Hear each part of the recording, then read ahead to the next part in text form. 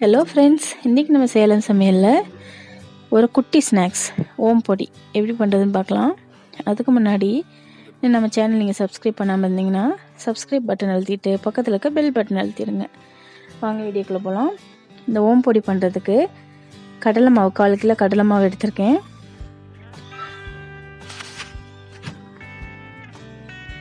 இன்னும் 100 கிராம் அரிசி மாவு, அப்புறம் ஒரு பிஞ்ச் அளவு சோடா உப்பு, காரத்துக்கு மிளகாய்த்தூள் 1 ஸ்பூனு, அப்புறம் உப்பு, இதெல்லாம் போட்டு நல்லா மிக்ஸ் பண்ணிக்கலாம். மிக்ஸ் பண்ணிவிட்டு கொஞ்சம் கொஞ்சமாக தண்ணி ஊற்றி நல்லா பிசைய ஆரம்பிக்கலாம்.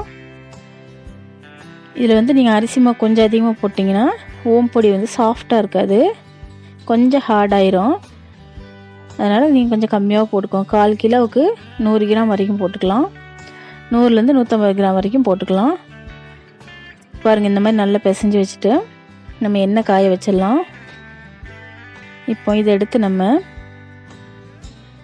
இடியாப்பம் புளிகிற உலக்குக்குள்ளே அதில் போட்டுடலாம். அதோட இது பாருங்கள், இந்த மாதிரி ஓட்டை ஓட்டையாக இருக்கணும். இந்த மாதிரி சில்லு எடுத்துக்கோங்க. இதில் கொஞ்சம் மாவு எடுத்து உருட்டி இதில் போட்டுட்டு இப்போ இதை கனெக்ட் பண்ணிடலாம். பண்ணிவிட்டு இப்போ எண்ணெய் நல்லா காஞ்சதும் இதில் பிழிஞ்சு விட்டுடலாம்.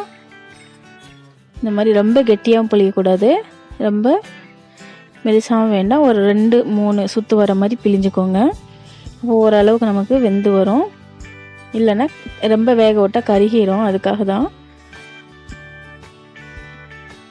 இப்போ லைட்டாக திருப்பி போடலாம். பாருங்கள், நம்மளோட ஓம்பொடி மிக்சர் எவ்வளோ சூப்பராக ரெடியாக இருக்குன்னு. இது மாதிரி எல்லாத்தையும்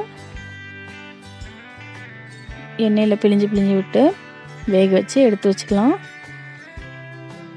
திருப்பிடலாம்.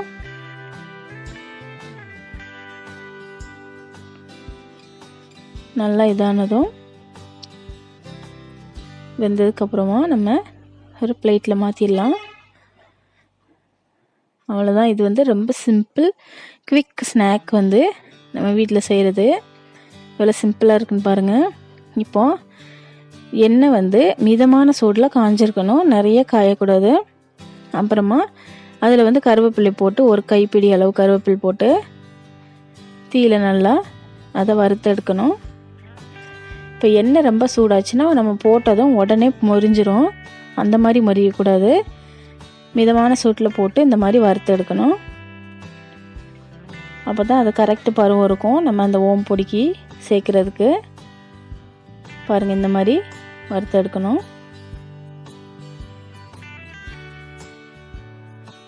இப்போ நம்ம ரெடி பண்ணி வச்சுருக்கிற ஓம் பொடியெல்லாம் நல்லா உடச்சி விட்டுடலாம்.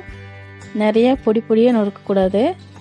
இந்த மாதிரி ஒரு மீடியமாக நொறுக்கிக்கலாம், இந்த அளவுக்கு.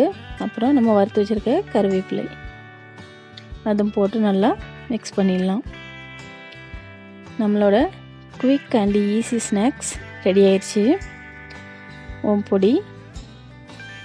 இது மாதிரி செஞ்சு நம்ம ஒரு பாத்திரத்தில் எடுத்து வச்சிட்டோம்னா அப்பப்போ பசங்களுக்கு ஸ்நாக்ஸ் கொடுக்குற டென்ஷன் இருக்காது.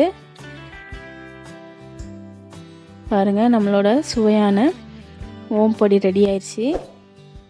நீங்களும் உங்கள் வீட்டில் ட்ரை பண்ணி பாருங்கள். இந்த வீடியோ பிடிச்சிருந்துச்சுன்னா சேலம் சமையலுக்கு சப்ஸ்கிரைப் பண்ணுங்கள். தேங்க்யூ.